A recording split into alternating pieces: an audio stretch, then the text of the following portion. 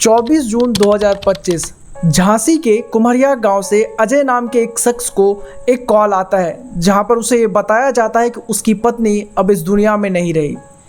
ये खबर को सुनते ही अजय काफ़ी ज़्यादा दुखी हो जाता है और आनन फानन में अपने गांव पहुंचता है जहां पर उसकी पत्नी पहले ही अपने शरीर को छोड़कर जा चुकी थी।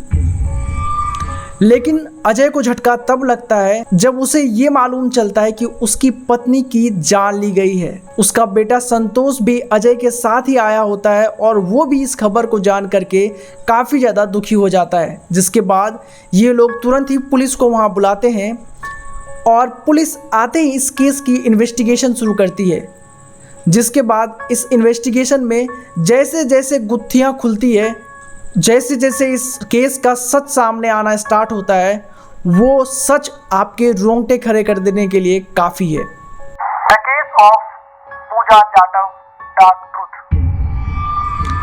दरअसल ये केस सिर्फ यहाँ पर ऐसा लगता है कि सुशीला देवी की जान लेने की है, लेकिन इसकी सच्चाई जो धीरे धीरे निकलती है वो आपको ये सोचने पे मजबूर कर देगा कि आज के समय में लोग यहाँ पर पैसों के लिए कुछ भी करने को तैयार हैं। आपको ये भी मालूम चलेगा कि लोग इंटीमेसी के लिए किस हद तक नीचे गिर सकते हैं। दरअसल जब यहाँ मौके पे पुलिस पहुँचती है और जांच शुरू करती है, तब सबसे पहली बात जो यहाँ पर पुलिस पूछती है कि आप लोग अभी तक कहाँ थे। जिसके बाद अजय और संतोष ये बात बताते हैं कि वो अपने बहू के पास ग्वालियर गए हुए थे, जिसका नाम पूजा जाटव है। ये नाम सामने आते ही कई सारे खुलासे शुरू होने स्टार्ट हो जाते हैं। इस कहानी की शुरुआत होती है ग्वालियर से, जहाँ पे पूजा जाटव की लव मैरिज होती है। लव मैरिज के कुछ साल बाद ही पूजा और उसके पति का आपस में बनना बंद हो जाता है। आए दिन इन दोनों के बीच में काफ़ी ज़्यादा कलेश होने लगते हैं, जिसके बाद एक दिन ऐसा होता है कि अचानक से एक खबर आती है कि पूजा की जो हस्बैंड थे उन पे यहाँ पर गोली चलाया जाता है। लेकिन सौभाग्य से उसके पति बच जाते हैं और बचने के बाद जो सबसे पहला कदम पूजा का पति उठाता है वो ये होता है कि वो पूजा पर केस कर देता है। जिसके बाद पुलिस पूजा को कस्टडी में लेती है और जल्द ही यहाँ पर उसके खिलाफ मुकदमा स्टार्ट हो जाता है। लेकिन पूजा को इसमें बहुत जल्दी बेल मिल जाती है, लेकिन बेल मिलने के बावजूद यहाँ पर कई दिनों तक पूजा को कचहरी और कोर्ट के चक्कर लगाने पड़ते हैं। और इसी कोर्ट और कचहरी के चक्कर लगाने के दौरान दूसरी कहानी स्टार्ट होती है, जहाँ पर पूजा की मुलाकात कल्याण से होती है। कल्याण के बारे में कहा जाता है कि कल्याण भी कहीं ना कहीं यहाँ पर मुजरिम किस्म का आदमी था, जिसके वजह से उसका भी आना जाना यहाँ पर कोर्ट में लगा हुआ रहता था।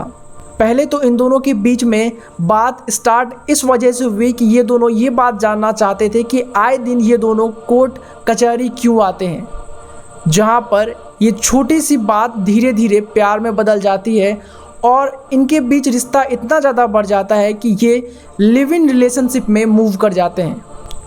जहाँ पर कल्याण के साथ पूजा का समय काफ़ी अच्छा बीत रहा था, वहीं पे अचानक कुछ दिनों बाद करीब 6 महीने के बाद यह खबर आती है कि कल्याण की रोड दुर्घटना हो जाती है, जहाँ पर कल्याण मौके पे ही दम तोड़ देता है। जिसके बाद पूजा इस दुनिया में अकेले रह जाती है। पूजा का अब सिर्फ मायका था, पूजा का यहाँ पे कोई नहीं था। पूजा के लिए आए दिन अपने डेली के खर्चे निकालने भी मुश्किल हो जा रहे थे। जिसके बाद पूजा अजय से मिलती है, जो कि कल्याण के पिता होते हैं। कल्याण के पिता को वो कल्याण से रिश्ते की दुहाई देते हुए ये कहती है कि मेरे लिए अब अकेले रहना नामुमकिन है, मैं अब अकेले नहीं रह सकती, आप सबको कल्याण के लिए मेरी जिम्मेवारी उठानी पड़ेगी। जिसके बाद कल्याण के पिता अजय मोह में आ जाते हैं और वो पूजा को अपने साथ अपने गांव लेकर आ जाते हैं, जहां पे तीसरी कहानी स्टार्ट होती है।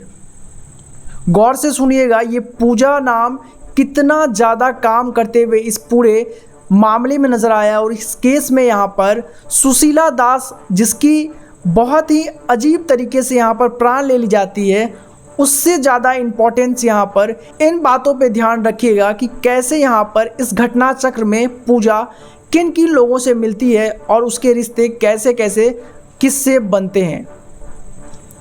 अब जब यहाँ पर कल्याण के घर पहुँचती है पूजा, तब कुछ दिनों बाद ही उसका संबंध यहाँ पर कल्याण के बड़े भाई संतोष से शुरू हो जाता है, जिसकी पहले से ही एक पत्नी थी जिसका नाम रागिनी बताया जाता है। अब एक पत्नी के रहने के बाद भी कल्याण का भाई संतोष पूजा से प्यार कर बैठता है, जिसके बाद पूजा और संतोष की शादी कराई जाती है और उससे उसे एक बेटी होती है। जहाँ पे कुछ दिनों के बाद घर के अंदर काफ़ी ज़्यादा कलेश होना स्टार्ट हो जाता है, क्योंकि यहाँ पर संतोष की पहली पत्नी रागिनी को इन दोनों के बीच में बड़ी नज़दीकियों से बहुत ज़्यादा दिक्कत होने लगी थी। जिसके बाद रागिनी, जो कि यहाँ संतोष की पहली पत्नी है, वो अपने मायके चली जाती है। जिसके बाद पूजा यहाँ पर फिर से ग्वालियर पहुँच जाती है, जहाँ पे कुछ दिनों बाद ही ग्वालियर से एक फ़ोन आता है अजय और संतोष को, ये कहते हुए कि उसकी बेटी का बर्थडे है, इसलिए यहाँ पर उनको ग्वालियर आना होगा, क्योंकि उनकी बेटी चाहती है कि उनके दादाजी और उनके पिता यहाँ पर उनके साथ उसके जन्मदिन के मौके पे रहे। तब यहाँ पर संतोष अपने पिता अजय के साथ ग्वालियर पहुँचता है, जहाँ पर वो अपनी बेटी का जन्मदिन मनाता है। जहाँ पे 23 तारीख को ये लोग जन्मदिन मना रहे थे, वहीं 24 तारीख को सुबह उठते उठते ही यहाँ पर उनको ये खबर लगती है कि सुशीला की गांव में जान ले ली गई है। ये बात जानने के बाद अजय और संतोष तुरंत यहाँ झांसी पहुँचते हैं और झांसी पहुँचकर वो जब पुलिस इन्वेस्टिगेशन स्टार्ट करवाते हैं, तब यहाँ पर कुछ बड़े खुलासे होते हुए नजर आते हैं। जहां पर पहले तो शक रागिनी पर बताया जाता है, जो कि यहां संतोष की पहली पत्नी थी, क्योंकि उसके भी यहां पर जो संबंध इस परिवार से हो गए थे वो काफ़ी ख़राब हो गए थे। लेकिन जब रागिनी को उसकी सास के इस दुनिया से छोड़ जाने की खबर लगती है, तब रागिनी वहां पर पहुंच जाती है और ये बात यहाँ पर पुलिस को समझ नहीं आती कि अगर रागिनी कुछ की होती तो वो यहाँ वापस लौटकर क्यों आती। जिसके बाद पुलिस पूछताछ शुरू करती है और पूछताछ में वो अजय और संतोष से पूछती है कि आप लोग कहाँ थे जिसके बाद आप लोगों को ये खबर मिली। जिसके बाद अजय और संतोष ये बात बताते हैं कि वो अपने बहू पूजा के साथ ग्वालियर में थे। जिसके बाद पूजा पर पुलिस का शक जाता है और पूजा को पूछताछ के लिए पुलिस बुलाती है, जहां पर कड़ाई से पूछताछ करने के बाद पूजा कुछ ऐसे शॉकिंग रिवीलेशन करती है जिसको सुनने के बाद आपके पैरों तले जमीन फिसल जाएगी, क्योंकि यहाँ पर अजय और संतोष दोनों को ही इस बात पे विश्वास नहीं हुआ और उनके पैरों तले भी ज़मीन फिसल गई थी। क्योंकि यहाँ पर पूजा बताती है कि कैसे यहाँ पर उसका एक बहुत ही शातिर भरा प्लान था इन सब के पीछे।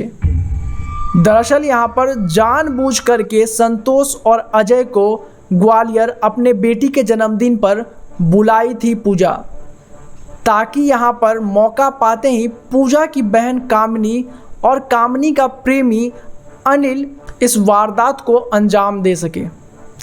जिसके बाद होता भी यही है, पूजा की बहन कामिनी और उसका प्रेमी झांसी पहुंचकर पहले यहाँ सुशीला को बेहोशी का इंजेक्शन देते हैं और फिर यहाँ पर उसकी जान ले लेते हैं।